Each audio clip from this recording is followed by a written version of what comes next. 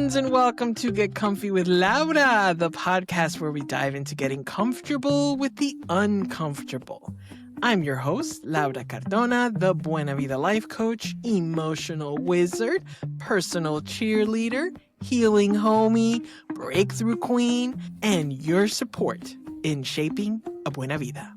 If you're ready for more than just listening, I've got all kinds of juicy goodies over at my website, buenavida.life, or come say hi on all the socials at Buena Vida Life Coach. Quick note for new listeners, because your time matters, I've trimmed the long hellos and intros so we can jump straight into the good stuff. Of course, all of our guest info, bio, links are in the show notes at the end of the episode and all over social media, so you won't miss a thing. All right, y'all, let's go get comfy with the uncomfy. Get comfy with the uncomfy. Don't hide it.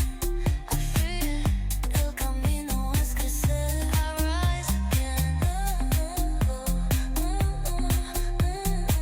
Get comfy with the uncomfy. That's where I find me. Part of getting comfy with oneself is having the space to get comfy with oneself. Having a space that allows you to feel safe, to be relaxed, to be yourself, to try things, to fail at things, to cry, to laugh, to have all the feels, right? Without the stresses of outside environments, outside forces, whatever is going on outside of our world. So I think it's an absolute must in our health and healing journeys, paths, all of that good stuff. So today we're going to talk to expert design, mental health expert, Marialejandra Gutierrez, all about raising awareness of our personal space, of our personal environment, and how it affects us. It's good stuff. Let's get into it.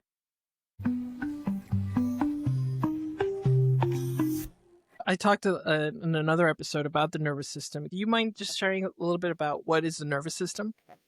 So the nervous system is like the main communication system in our body, right? So it sends signals to our brain and other parts of our body to let us know basically how we're supposed to function, how we're supposed to regulate ourselves, and it allows many parts of our body to function, right? And so the nervous system has two different parts, the autonomic nervous system and the parasympathetic nervous system. And so both of those are responsible for two different things. The autonomic nervous system is responsible for us reacting to certain stimuli or things in our environment that makes us fight or flight, right? So basically a reactive mechanism, but it's also a protective mechanism for us. So it shows us, or it tells our body that we need to prepare because something is going to happen. And it's usually induced by things that we perceive will threaten us or will put us in danger. And so that's one part of the nervous system that acts up and it responds to things in the environment. And so the other part, which is a parasympathetic nervous system, is responsible for our nervous system or our bodies to calm down and to relax and to recover from what just happened when we were activated in response to a perceived threat or danger. I'm hearing it's the activated and then regulated. Mm-hmm. And so to me, circling back to our environment and being sort of triggered, right? We hear that word, I'm being triggered. Triggered. We don't actually, a lot of us don't know what being triggered means, but that's our system, right? That's our system saying something's off, right? Yeah. It's a physiological response in our body. Yeah. That's the point of what I want to get to, right? That our physical space, the space around us, what I call the invisible bubble, I don't know what you call it, can do that. Because usually we think of a trigger as, our boss is saying something that we don't like. But how can our physical space trigger us? How can our physical space create an activation that we need to then regulate? Yeah, what a lot of people don't really understand is just how we have memories, experiences stored in our brain. And then when we have experiences with other people, whether there are social experiences, physical experiences, those can all cause reactions. But it's the same thing in our home environments. Our home environments are spaces. They store memory, they store experiences, and they store energy, which all of those can create those types of responses and reactions in our body. Isn't that some? I think of my office, I call it my emotional diary, Mhm. because everything around me, it has something. There's a meaning to it. I've very intentionally, I remember learning a little bit about feng shui, and I don't want to say the rigidness, but I didn't like all the rules. Mhm. But what I took away from it, what I pulled away from it was intention. There's an Yeah. intention with everything. And so that for me, my office, this space isn't my whole home is that, but it's an emotional diary where like everything has this was a gift from a friend, this was a thing from a trip that I took. And it reminds me of something, even sometimes something bad, right? Like, Mhm. and I'll just place like a little flower next to it. So I'm like, we did some healing around this. Yeah. So that's because I've done this work. So let's say you're starting off and there's someone's listening to, yeah, sometimes when I'm home, I feel triggered. I didn't know what was going on. I feel dysregulated. What can I do? Like, what does it even mean? When when clients come with that unknowingness and not really certain about why they feel a certain way about their home environment, they just know that it's not working for them, but they don't know what, then what I usually tell them is start being curious about what that means. And so start being curious as in ask yourself questions like be curious about, what it is that you're feeling, what is not working for you.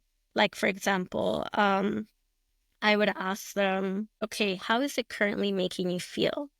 And they told me how it's making them feel, whether it's stressed, anxious. So then I go ahead and say, okay, so how do you want it to feel? And then so we get to that, the end goal, and then we start talking about, okay, how can we get there? What are some things that you need to incorporate in your home environment so we can get to that end goal? And what are some things that we need to take out of your current home environment to make sure that that feeling doesn't stay and doesn't continue to create something that's no longer working for you? Okay, a client comes to you and says, "Look, I have my place, I have my apartment, and it feels off. I don't Yeah. feel right." Like, so what happens? So first, we don't go directly to the physical space. We start with like self-exploration. And so it's all about trying to figure out what does that client need. So identifying their priorities, identifying their values, and identifying their current needs. Because everyone is in a different stage in their life. So for example, let's say this client is starting their healing journey and their space is no longer working for them. So then we talk about, okay, what are these like wellness goals that you have set out for yourself? And how can we adapt your environment to support those wellness goals? Mm. And so it's more of like the self-exploration, self-discovery to be able to figure out, what it is that that person needs, their new priorities, their new goals. So it's more about them and not necessarily about the space first. Right, right. Mhm. Always, right? It's like the first thing that shows up, but really it's everything underneath it. Yes, you are basically the underlying factor, the underlying priority to be able to make these other areas in your life grow. So your business is an extension of yourself. Your home is an extension of yourself. So you always have to reconnect and go back with what it is that you need and that you want in order for you to really truly understand how you can move forward in different areas of your life. Yeah, that's beautiful. It sounds, I want it, the word that's coming up is this sort of a sacred journey, right? Because Mhm. it's the space around yourself and it's so beautiful. How does someone start getting comfortable with that idea, right? So, like, what tools do you give them where you're saying to them, okay, well, start figuring out, get curious? But they're like, what do you even mean by that? So one of the first exercises that I do is I tell my clients to close their eyes if they feel comfortable and safe, to visualize either their home or if it's a specific space in their home that just doesn't work for them. And so I tell them to visualize how they would want that space to look like ideally. And then I would ask them, for example, first, let's take out the things that are no longer functional for you. Take out the things that are causing you stress. Take out this and this and that. And then we start adding the things that are more aligning for them and that are going to be supportive for their wellness needs. So, for example, what does that feeling look like? Is it a color? Is it, a specific object? Does it include plants? Does it include this? So I kind of guide them, especially if they have no idea, in what direction to go to. So I give them these kind of exercises too, so they can be able to narrow down these things more specifically. Right. So I'm hearing sort of like, is it flowers? And they're like, yeah, marigolds, like how you have in the back. Like, Hmm. I actually love marigolds. They make me so happy. And then I assume at that point it's Yeah. like, then bring marigolds in, right? I mean, Yeah. So it's like, what are these things that elicit these warm and like joyful responses that you want to have in your home environment, as opposed to what currently isn't providing that for you? mm, I love that so much because I said in the beginning of the episode, one of the biggest parts of how I've been able to heal and grow has been because I've been almost overprotective of my space. And I don't even know if it's overprotective as a word, but it's just, this is my sanctuary. Mm-hmm. No one is going to mess with my sanctuary. And it's challenging sometimes to get clients to start thinking about that because they're like, well, it's my house. I mean, it's just a house. It's like, it's not Yeah. just a house, right? Like, it's I not just a know. house. Yes, it's not just a house. And that's why I talk so much about how your home, your house is a tool for healing. It's a tool for growth. It's a tool for so many things. Like a house isn't a house. And I know that we briefly had this conversation when we met first, when we talked about how in many cultures and maybe in many of our families, we weren't really taught true value of a home is. For example, I grew up learning how to clean a home and how to tidy up a home, but that's as far as it went. It wasn't, how do you nourish a home to continue to support you and how you continue to evolve as a person over time, and does your home continue to align with the things that continue to change in different stages of your life?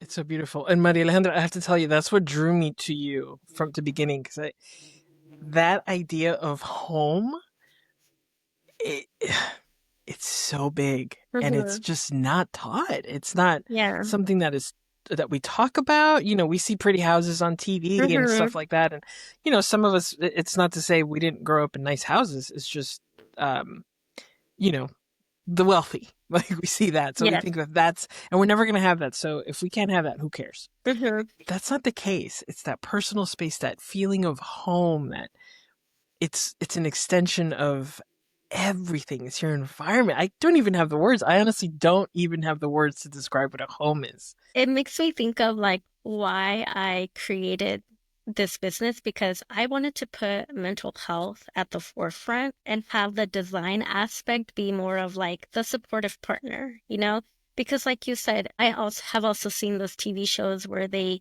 remodel and create these beautiful, amazing homes, but a home shouldn't just be about that. It should look beautiful, but also it looks beautiful is different for everyone. It's not all of these like lavish, elegant homes. For some people, it's quite simple and very comforting, and it looks like probably like a little cottage or something.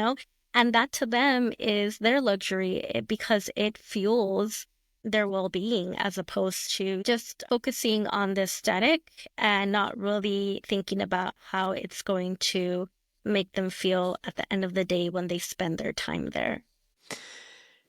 I would remiss if we didn't talk about the different type of spaces and what that looks like for different people, right? Because we can talk all the way up to lavish to a younger listener or it doesn't even matter with these times.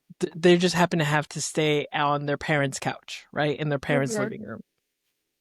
Even that, to me, can be a space that it's challenging. It's more challenging because Yeah. I've done it. When I got out of college, I had to sleep on my mom's couch. Yeah. So what do you tell someone when they're in that sort of, they're like, I don't have money to go to Crate and Barrel or whatever, all Yeah, the fancy stores. Like they say, I don't have money for that. I get that a lot. And also, I especially get, the question, well, what do you do when you share a home or you still live at your parents' home and it's not necessarily your space or your home?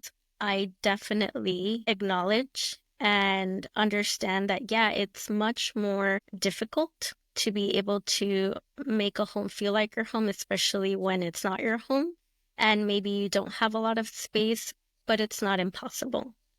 And I love to create that hope because it does exist. You don't even have to have a whole room for yourself to be able to feel like you have some sort of corner or little a space designated for you to be able to, one, reconnect with your authentic self, and then also be able to have something reflect your personality and where that brings you comfort, joy, and just this like satisfaction of that little corner doing whatever it does to fuel your soul. Yeah. I remember working at an office, and the person that I was working with was a hot mess. And and this was a very heavy job in the sense that we were working like a lot of hours, like 90 hours a week. It's a big project. And there was no room for me in that office, and we shared it, but there was one shelf. There was Mhm. one shelf, and I had my notepads, my pens, and a nice little cup that I had bought, and I had a little flower there. I think it was a fake flower, and it was just like that was my space. And it was chaotic. I think of it, I'm like, oh, it was completely chaotic. But that one shelf, just that one shelf was mine, and it made a difference, right? It can definitely make a difference. And I even think that's one of the examples I used in my business Instagram where I talked about like if you have just a shelf or even like a corner space in like if there's a space in a room and there's like an empty corner, like go make that corner your corner. If no one is using it, and if you see that you can create something with it, like get that corner or get that shelf that's like empty and just put whatever it is.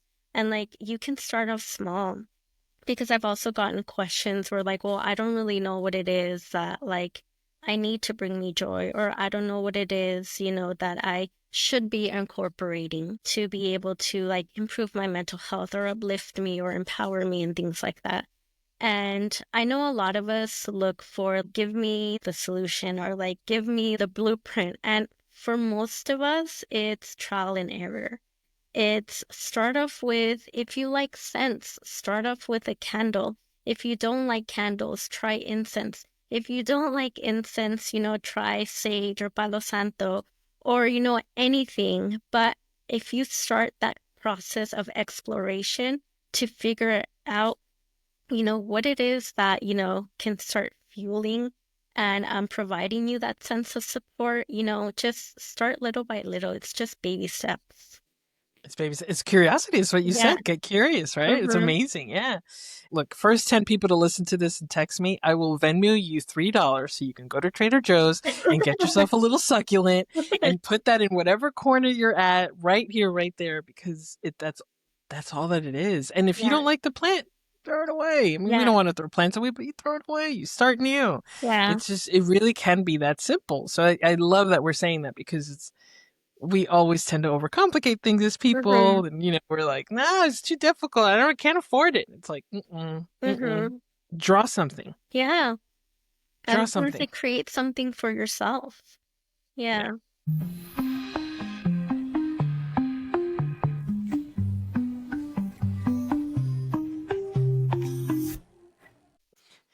The idea of you connecting mental health to the space, what took you there? Like, what got you there? That's a good question. And it's part of my journey, my healing journey. And I am very open to talk about this, but it has been a combination of my personal trauma. I am a sexual abuse survivor, and it has been a combination of my educational background. I have an educational background in clinical psychology. I'm also a practicing therapist, And it was me moving out of my parents' home for the first time and being able to finally have a blank space where I can create something opposite of what I grew up in. So it was all of those three factors that led me to really truly understand what a home really is and what it could actually do, for your safety, for your mental health, and how it could support you in so many ways that many individuals do not think about and didn't grow up with thinking about. Mm. Thank you for sharing that. And Mhm. I honor that journey and bravery and courage to do that.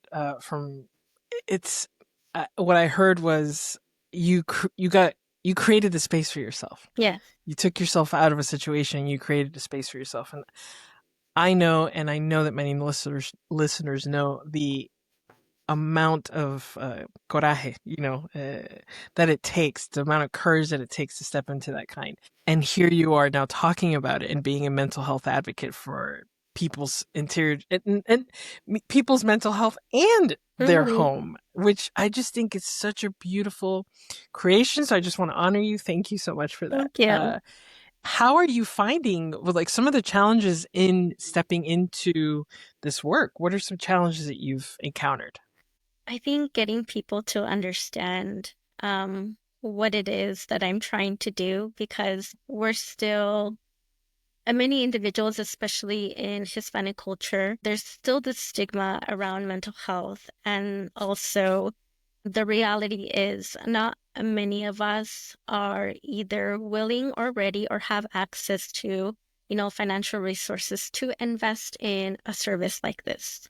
And so I think that has been one of the challenges, um, to be able to spread this awareness that, it is something that you should definitely invest in, because a home is a space for such a long time, and it's where you live in, is where you have interactions with, it's where you make memories, it's where you have a lot of life experiences in, and it should be an important part of your quality of life. Yeah.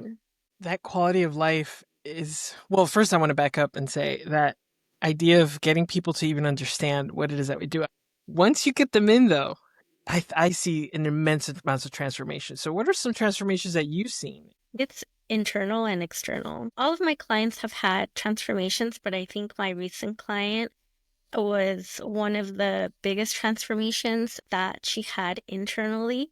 She came to me also feeling like her space wasn't working, but she had no idea why.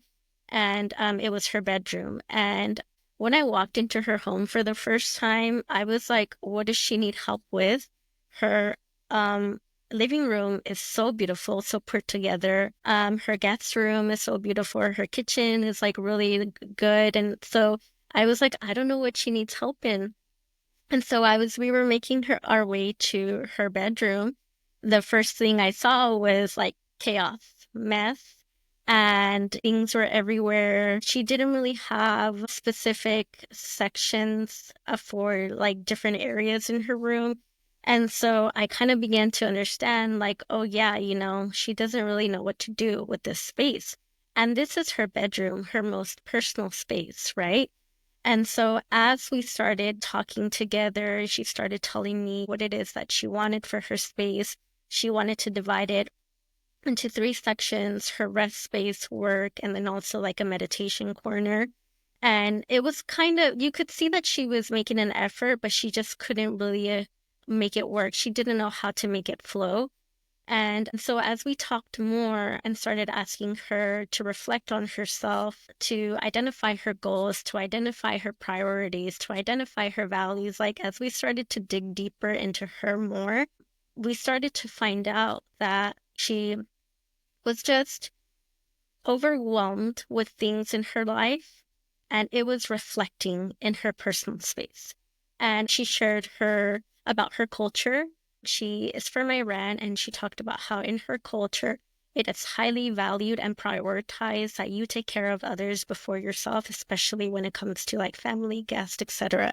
And so she for much of her life has prioritized that and has done a very good job at making sure other people are taken care of. And you could see that reflected in her home. You could see that in her communal spaces, in her guest rooms, in her kitchen.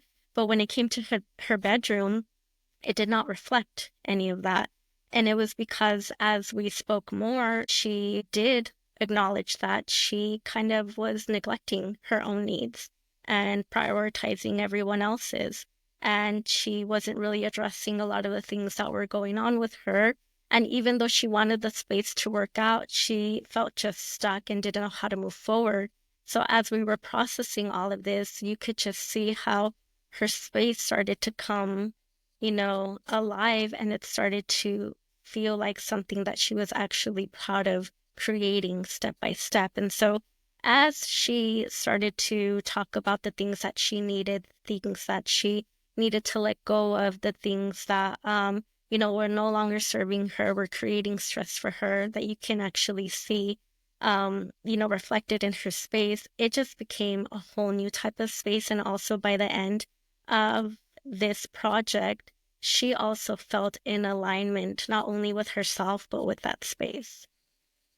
How beautiful. What a beautiful journey. Just Yeah. like you said, internal, external, Mm-hmm. right? It's both. It really is. What a beautiful thing. I love that example so much. Thank you for sharing that. And we celebrate you and her in that entire journey. In part of creating this podcast is exactly about that, about getting comfortable with ourselves, right? Just Mm-hmm. getting comfortable with the spaces. And it's always when we're dysregulated, which is it sounds like a very textbook word, but when we're dysregulated, it will show up. It'll show up. It'll show Mm-hmm. up. The internal externalizes, right? Definitely. Whenever we feel uncomfortable in our body and in our mind, for example, is when we have a lot of thoughts that are just like overwhelming and ruminating, and we don't address, and we also like kind of push away and push back, they find a way to come back and manifest physically and also in our environment. Yeah, it comes out. I remember hearing, even like with health, if you don't deal with your health, it's going to deal with you at some point. If you Mm-hmm. don't deal with your traumas, it's going to deal with you at some point. Like it'll make its way back to you. It'll make its way back to you somewhere. And dealing with it is tough, right? Dealing with Mm-hmm. it, and you come at it. That's why I love the angle of you coming at it from the mental health, because it's all here. It's all in our beautiful heads. So many things that we have in our head, Yeah, right? none of it is easy because, we're trying to rebuild something for ourselves. And it takes work and it takes time for us to really address some things that maybe we're not willing to address. Like if there's a lot of clutter, maybe we don't want to really acknowledge that we're creating that clutter in our home. Maybe we don't want to take responsibility for the chaos that's happening in our home, or that we're not really maintaining our home and taking care of our home, because then, that reflects on us and then we feel bad about it. But it's not about creating shame or guilt for ourselves. It's by saying, okay, you know what? All of this is a learning process. We just need to go at it, slowly, but also remind ourselves to be kind to ourselves during this process. Amen. What comes up for me is awareness. Just Mm-hmm. just starting with awareness. Something off, something doesn't feel right, something isn't aligned. Whatever language you're using, just something's not. It's not fitting. So, for the listener, what's one thing that they can walk away with and say, okay, I'm going to try this zhuzhing up my personal environment? What's one thing that they can do? I think one of the most practical things is look around your room and ask yourself, what is something that you no longer need that you can remove from your space? What is something that you can add that will bring that touch of joy? That's just so beautiful. Yeah, And that could be anything. it could be anything, because I know, as we talked about, it could be daunting if you just sit there and you're like, "Oh, like, let me think about all of the things I need to remove." And so, no, as we talked about, start off small. Just take one thing that no longer serves you, that no longer serves a purpose in that space, and add something that does. I was thinking of, mi casa, su casa, but it's like, mi casa's mi casa. Yeah. Let's start there. How about that, y'all? Let's start with Yeah. that. So, someone's listening to this and saying, okay, I'm ready. What do I do? How does someone find you? What's the process? Yeah, you can find me through my website, or if you go on my Instagram page, you can find all of my different links. I also welcome DMs in case you are curious, but so usually the process is you book a free consultation call with me. It's a 30-minute free consultation call. And we basically talk about where you are at in your process of wanting to, create or build that supportive home environment. If they need support with designing their space, then I would recommend that they do home wellness refresh service. So that's where I actually go into your space and I work with you and I collaborate with you. I put furniture together. I'm a very hands-on person, so I go and, drill stuff and yeah. Oh my goodness. Amazing. That sounds amazing. This has been so wonderful, Marialejandra. Thank you so much. Is there anything Yeah. else that you want to add to our listeners to get comfortable with creating their own spaces?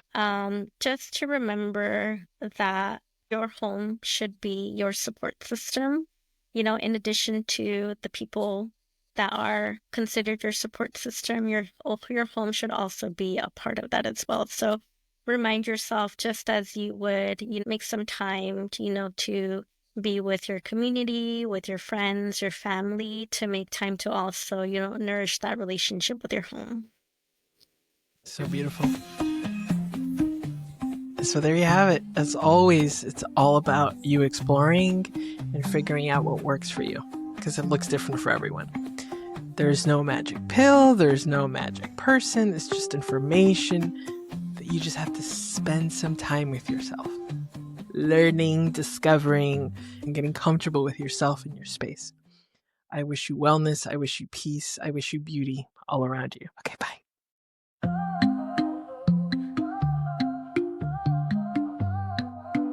Get comfy with the uncomfy. That's where the magic begins. Thank you for tuning in and spending some time with me today. And we all know the podcast spiel. If you liked what you heard, please make sure to subscribe, follow, rate, drop a little love in the reviews. It really does help, and it helps spread the word. And hey, if you know someone who needs any of this in their ears right now, please share the episode with them. And if you're ready for more than just listening, ready to shift, to stretch, to step into your own buena vida, then let's do this, yeah? From one-to-one personalized coaching to group coaching, fun workshops, and all kinds of other little goodies, all the info is waiting for you over at my website, www.buenavida.life, or connect with me on the gram at Buena Vida Life Coach. I'm getting comfy in the uncomfy, dancing with the night until it holds me. Breath by breath, I let it flow. Even in the dark, my light will show. You made it to the end, and here is the very last message. You can hold the hard. You can hold the discomfort. You can hold all that and still reach for joy and still reach for good. You can be scared and still keep going. You can get comfortable with the uncomfortable. And when you don't feel like you can, come find me. Until next time, friends, keep going, keep growing, show the world who you are, and never, ever stop betting on you. Thank you for listening to Get Comfy with Laura. This episode is brought to you by me, Laura Cardona. Producer, me. Researcher, me. Audio engineer, me. Editor, me. Social media, me. Expert, me. Giving myself credit where credit is due. For more, head over to buenavida.life. Bye!